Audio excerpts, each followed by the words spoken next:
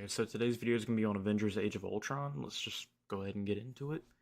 Alright. Ooh, got a little something in my throat. Alright, so for the plot, we're going to go with a 7-6.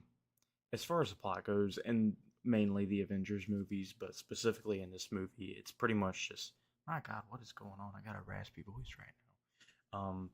Yeah, it's pretty much just world-ending threat of some kind, whether it's, Loki, Thanos, or Ultron, and it's very basic at the end of the day, and they tried to add some complexity to it with Tony Stark's character, but about how it's actually just he wanted to protect the world and it just went wrong, and that's all it is. I I don't really buy the complexity. I think it's pretty simple, pretty basic.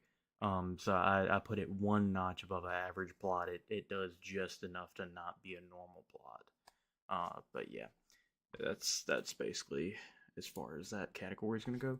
The dialogue in this movie 7.5. They've got some funny like jokes in the movie. Like the language line, and then some of the lines at the party are pretty funny. There's also some really weird lines at the party. The prima nocta line from Tony Stark, the back and forth between Black Widow and Hulk of them flirting. It's just I can handle flirting and romance in movies. What I can't handle is cringe flirting in movies. And boy, this movie does cringe flirting at the best I've ever seen it done, quite frankly. Um, yeah, so the dialogue in this movie, I gave it a 7.5 because at least some of the jokes are funny and the action glippity glop doesn't get too bad in the movie. But yeah, I don't know, 7.5 average. That's where I got it for the dialogue. Acting, I got the acting at a 7.9. Any movie with Robert Downey Jr. and like Chris Evans and a good cast and James Spader voice acting Ultron like this, like you're going to have at least something above average with that cast. Those actors are very capable and quality actors, even if they're being used in a superhero movie that has horrible dialogue or at least average dialogue. Sometimes they can shine even through that. So this movie's got a decent amount of that going on with it, where it's just like the actors are trying, but it's not quite getting there. So that's why it's at a 7.9 because it's not good. It's not well above average. It's just like it's not an average acting job. It's a little bit above, but a decent amount above. But yeah, let's go ahead and get into the cinematography. Um, I guess this is kind of to be expected with these Avengers movies because they have such a big budget. But this movie looks good. The action looks good. Sokovia, that whole scene, like most of the scenes in Sokovia, look really good. The scene at Stryker's bunker looks good at the beginning of the movie. The scene in the penthouse, and I think it's Avengers Tower. I'm pretty sure it is. That looks good. So it just does a good overall job of. I mean, it's a balance of color. It's mainly this rating is being mainly held up by the VFX in the movie and the fact that it doesn't look bad. Because I think it's hard to accomplish good looking VFX for movies like this. But again, I think some of that comes with the budget of this movie.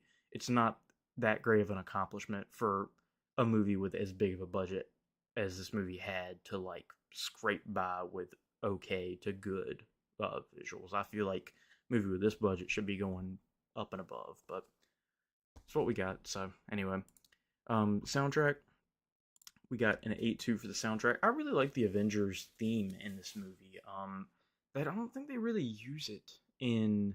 They definitely don't use it in Infinity War and Endgame, and they definitely didn't use it in the original Avengers. But the theme in this movie, it feels like a really solid Avengers theme where it does a good job of like like I'm trying to think of like the best way to say it without it sounding corny, like inspiring hope, and it's like an upbeat tempo whenever the Avengers show up and like Shield showing up and stuff like that. Like I feel like they do a good job of keeping an upbeat Avengers theme, and it's not incredibly cinematic or like incredibly pleasing to the ears like the original Avengers theme, or like the themes or soundtracks in Infinity War and Endgame, because they go crazy on those, like the violins and stuff like that. They go crazy, and the horns for like Thanos and stuff like that. But this movie does a solid job at its soundtrack, especially with the original Avengers soundtrack, and with some of the stuff they do with Ultron. I mainly prefer the Avengers theme in here. But yeah, that is it for our main categories. Our bonus categories, 7-8 on comedy. I mean, they're just chucking jokes the entire movie. They're bound to get something above average. World building, I give it an 8.5. They do a pretty good job in this movie of establishing, um, Sokovia and what that ends up being in the MCU and the effects it ends up having. I mean, it straight up leads into Captain America: Civil War. Obviously, I think we're probably gonna get at some point another like Vision show, but this introduces Wanda and Pietro, and then it also introduces Ultron. I don't. Oh, it also introduces Vision. Yeah, so it introduces three characters, and then Quicksilver. He dies. This is a 10-year-old movie, guys. I'm not gonna worry about spoilers at this point, but yeah, it does a pretty good job of setting the MCU's path of like where it needs to go. It starts the conflicts of, okay, it starts the Civil War conflict. Okay, it provides grief for Wanda. It introduces Vision to eventually have Wanda lose Vision too, to go into WandaVision, to go into Multiverse of Madness. So it lays a good path for the MCU, I guess is my point. Characters 8.5.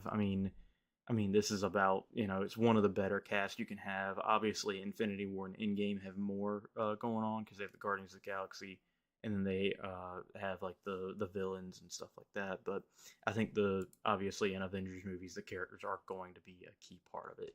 And then the action, I have at an 8.4. The action in this movie definitely could be better with everything that this movie has to work with as far as characters in the universe, but it's still good, kind of like the visuals when I was talking about that earlier.